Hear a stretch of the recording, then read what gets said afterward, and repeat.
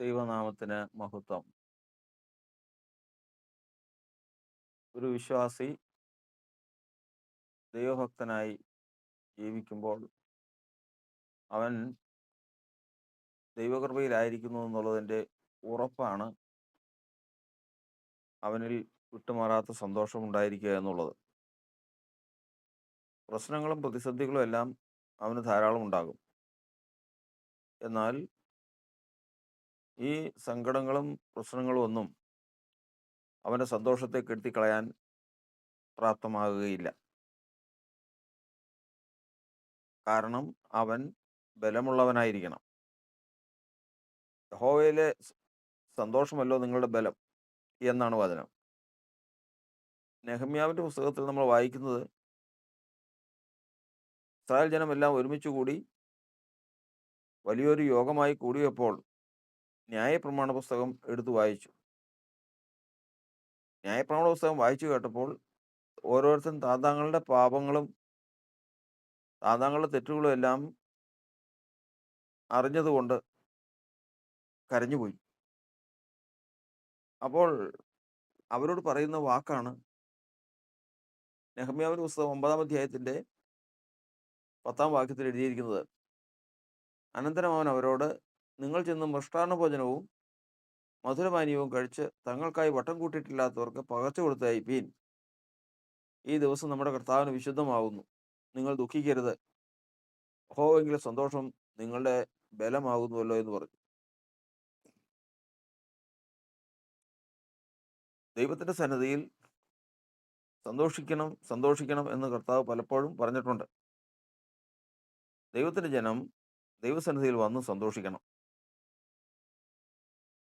കാരണം അവർക്ക് ബലമുണ്ട് എന്നുള്ളതിന്റെ തെളിവാണത്.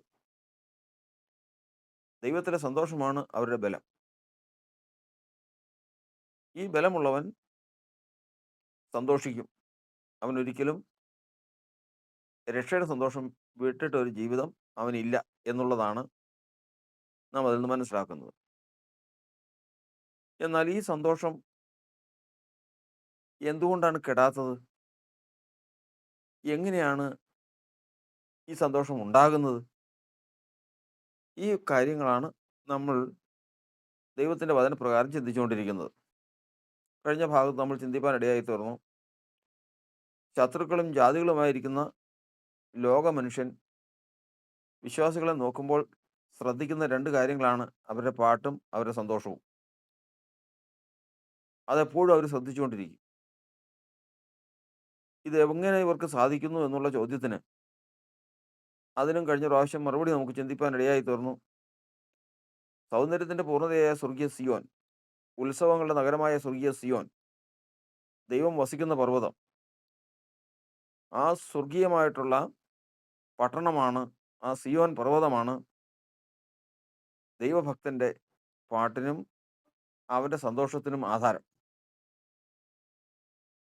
എൻ്റെ ഉറവുകളൊക്കെയും നിന്നിലാകുന്നുവെന്ന് സംഗീതക്കാരും നൃത്തം ചെയ്യുന്നവരും ഒരുപോലെ പറയും എന്നാണ് ദൈവത്തിന്റെ വചനം.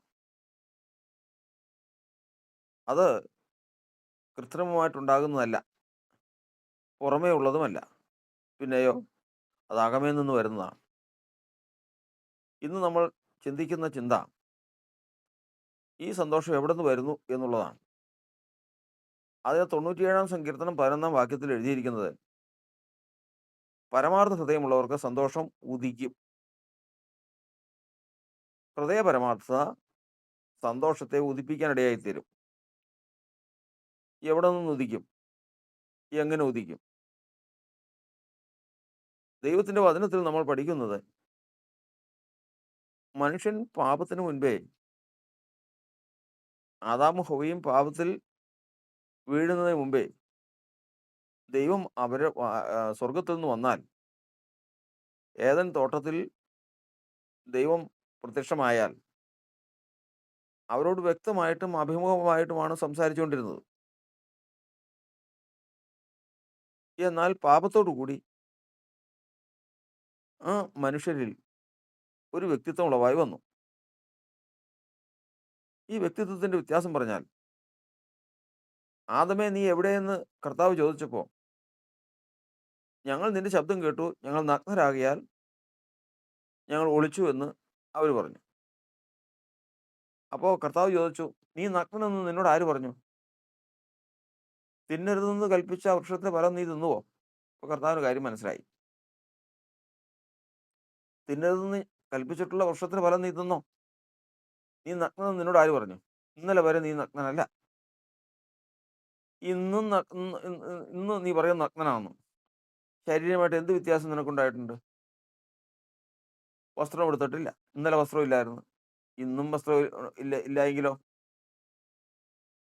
അപ്പോൾ ഇന്നും ഈ പാപം ചെയ്യുമ്പോഴും പാപം ചെയ്തതിന് ശേഷവും നിനക്ക് വസ്ത്രമില്ല. കൃത്യമായിട്ട് നീ ഉണ്ടാക്കിയ ചില വസ്ത്രങ്ങൾ മാത്രമേ ഉള്ളൂ. അപ്പോൾ നിനക്ക് വന്ന വ്യത്യാസം ആരാ? അവിടെ നിന്ന് ദൈവം മനുഷ്യനെ പഠിപ്പിക്കുന്ന പാഠമാണ്, തങ്ങൾക്ക് നാണം തോന്നിയില്ല എന്ന് ആദാമിനെ ഹവ്വയെയും കുറിച്ച് എഴുതിയിരിക്കുന്നു. പിറ്റേ ദിവസം പാപം ചെയ്തതിന് ശേഷം കർത്താവ് വന്നപ്പോൾ പറഞ്ഞു, ഞങ്ങൾ നഗ്നരാകൊണ്ട് നിന്നെ കണ്ടപ്പോൾ ഒളിച്ചു. അപ്പം നാണം തോന്നി. നാണം തോന്നിയത് ആർക്ക്? നാണം തോന്നാതിരുന്നത് ആർക്ക്? നാണം തോന്നാതിരുന്നത് ആദാം ഹവ്വ എന്ന് പറയുന്ന ദൈവത്തിന്റെ മക്കൾക്ക്. നാണം തോന്നിയത് ആർക്ക്?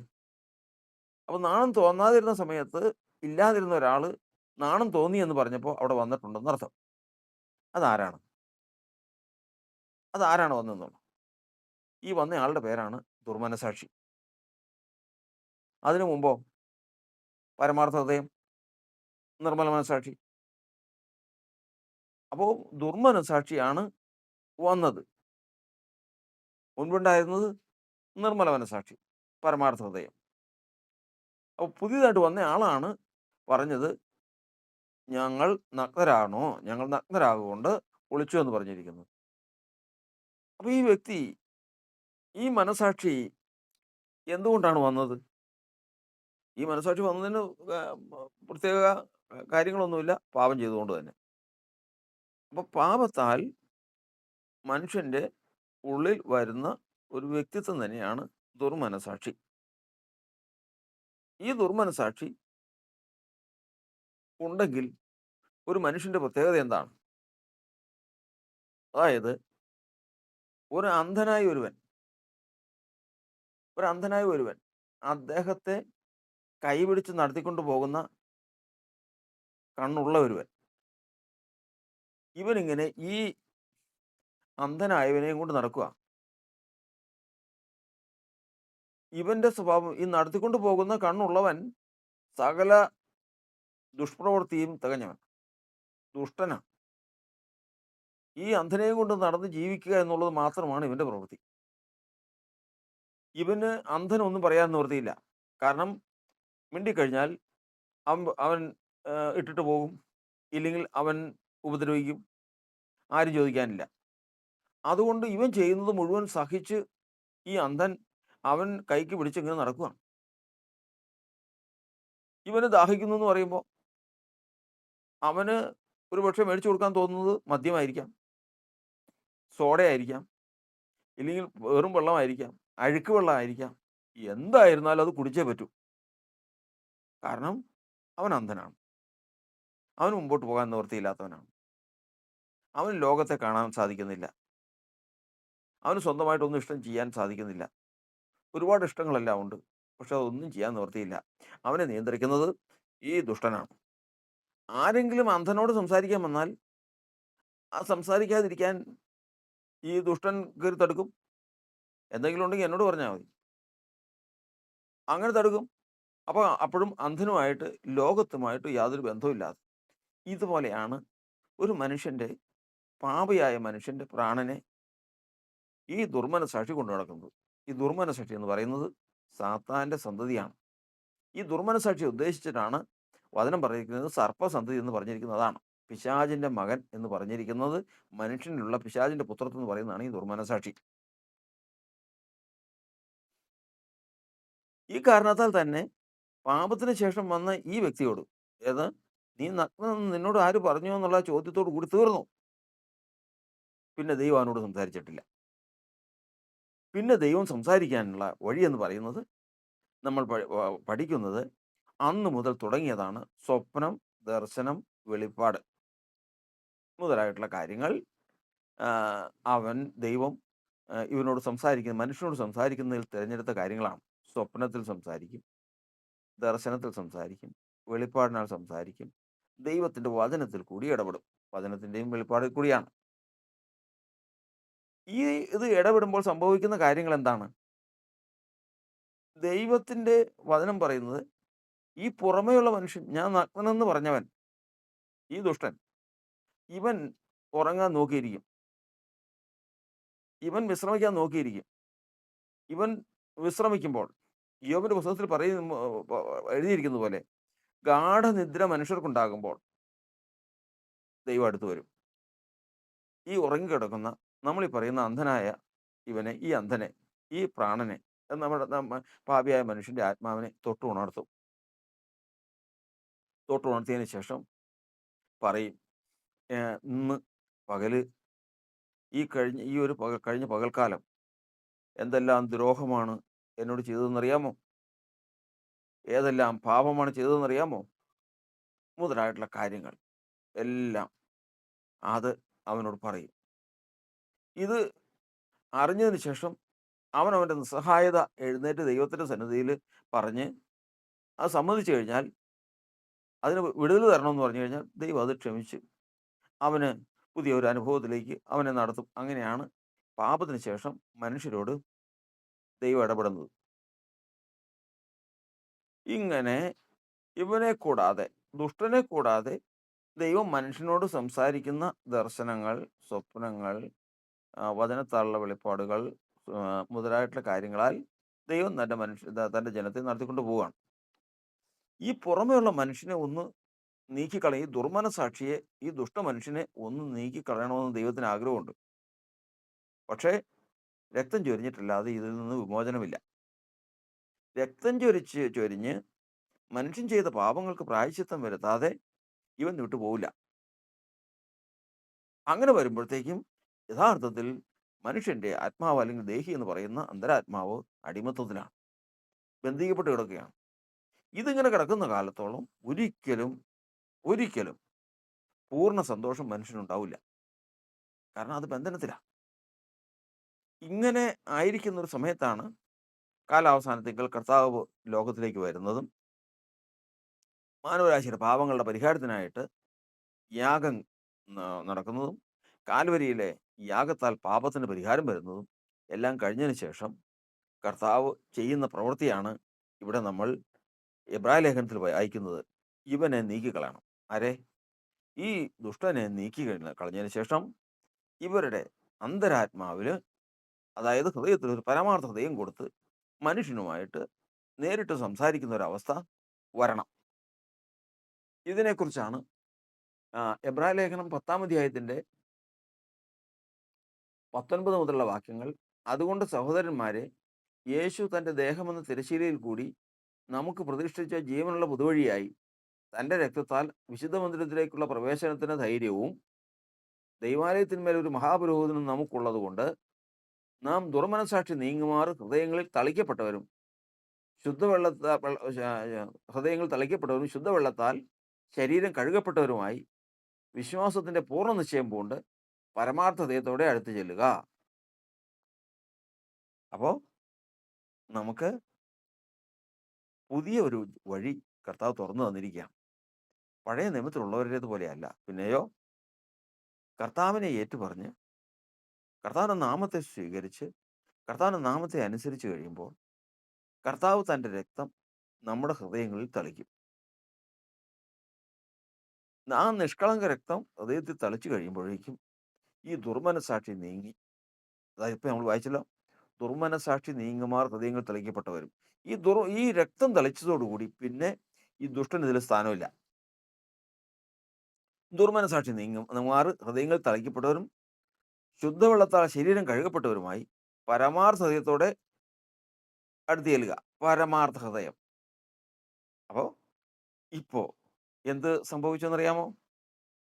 എന്ത് സംഭവിച്ചെന്ന് ചോദിച്ചു കഴിഞ്ഞാൽ, പരമാർത്ഥ ഹൃദയം കൊടുത്തു. പരമാർത്ഥ ഹൃദയം കൊടുത്തതിന് ശേഷം 1 കൊരിന്ത്യർ ലേഖനം 2-ാം അധ്യായത്തിന്റെ 16-ാം വാക്യത്തിൽ എഴുതിയിരിക്കുന്നത്, നാമോ ക്രിസ്തുവിന്റെ മനസ്സുള്ളവരാകുന്നു. ഈ ദുഷ്ടനെ അങ്ങ് മാറ്റിയതിന് ശേഷം ക്രിസ്തുവിന്റെ മനസ്സ് അവന് കൊടുക്കുന്നു. അതായത് എഫേസ്യ ലേഖനം 4-ാം അധ്യായത്തിന്റെ 22-ാം വാക്യത്തിൽ മുമ്പിലത്തെ നടപ്പ് സംബന്ധിച്ച് ചതിമോഹങ്ങളാൽ വഷളായി പോകുന്ന പഴയ മനുഷ്യനെ ഉപേക്ഷിച്ച് നിങ്ങളുടെ ഉള്ളിലെ ആത്മാവ് സംബന്ധമായി പുതുക്കം പ്രാപിച്ച് സത്യത്തിന്റെ ഫലമായ നീതിയിലും വിശുദ്ധിയിലും ദൈവാനുരൂപമായി സൃഷ്ടിക്കപ്പെട്ട പുതുമനുഷ്യനെ ധരിച്ചുകൊള്ളുവീൻ. ഒരു പുതിയ മനുഷ്യൻ നമ്മുടെ ഉള്ളിലേക്ക് വന്നു. അപ്പോൾ ക്രിസ്തുയേശുവിന്റെ രക്തം തളിച്ചു, ദുർമനസാക്ഷി നീങ്ങി, ഹൃദയം പരമാർത്ഥമായി. ഈ പരമാർത്ഥ ഹൃദയത്തെ നടത്താനായിട്ട് പുതിയ ഒരു മനുഷ്യനെ, ആ മനുഷ്യനാണ് നമ്മുടെ ഉള്ളിൽ വളരുന്ന ക്രിസ്തു. ഈ ദൈവാനുരൂപമായി സൃഷ്ടിക്കപ്പെട്ട പുതുമനുഷ്യനെ ധരിച്ചുകൊള്ളുവീൻ. അതാണ് ദൈവാനുരൂപം. ആരാ ദൈവാനുരൂപൻ? ദൈവപുത്രൻ ക്രിസ്തു യേശു. ആ ക്രിസ്തു യേശു നിങ്ങളുടെ ഉള്ളിൽ എന്ന് പറഞ്ഞിരിക്കുന്ന മർമ്മം അവിടെയാണ്. അന്ന് മുതൽ ക്രിസ്തു യേശു മനുഷ്യനായി നമ്മുടെ ഉള്ളിൽ കർത്തൃത്വമെടുത്ത് നടത്തുന്നു. പഴയ മനുഷ്യനെ എന്ത് ചെയ്തു? പഴയ മനുഷ്യനെ ചിന്തി.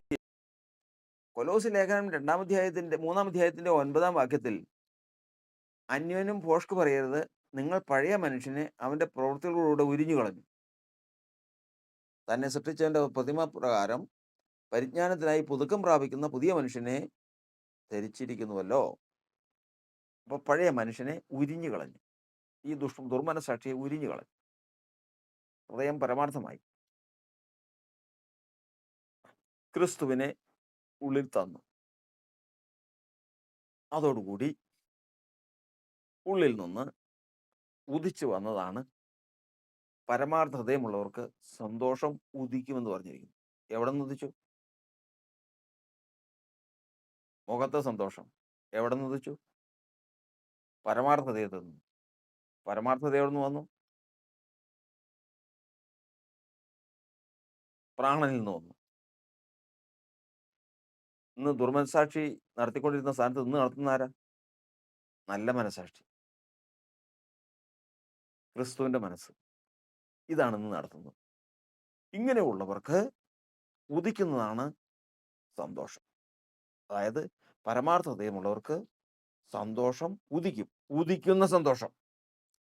യഥാർത്ഥത്തിൽ നമ്മൾ ആദ്യം ചിന്തിച്ചതുപോലെ ഒരു അന്ധനെ കൈപിടിച്ച് നടത്തിക്കൊണ്ടിരിക്കുന്ന ദുഷ്ടൻ ഈ അന്ധനെ കൊണ്ട് ജീവിക്കുന്നത് പോലെ, ഈ അന്ധനെ പീഡിപ്പിച്ചും അവനെ പട്ടിണിക്കിട്ടും അവന് സകല ഉപദ്രവം ചെയ്തും അവനെ കൊണ്ട് ജീവിക്കുന്നത് പോലെ ഈ ദുർമനസാക്ഷി പാപം ചെയ്ത മനുഷ്യനെ അന്ധനാക്കി നടത്തിക്കൊണ്ടിരുന്ന സ്ഥാനത്ത് നിന്ന് കർത്താവ് വിളിച്ച് തൻ്റെ രക്തം തെളിച്ച് ആ പഴയ മനുഷ്യനെ, ദുഷ്ടനെ നീക്കി ഹൃദയത്തിൽ രക്തം തെളിച്ച് പരമാർത്ഥതയും കൊടുത്ത് ക്രിസ്തുവിൻ്റെ മനസ്സിനെ കൊടുത്ത് നല്ല മനസാക്ഷി കൊടുത്ത് അവനെ ദൈവീക പാതയിൽ നടത്തുമ്പോൾ ആ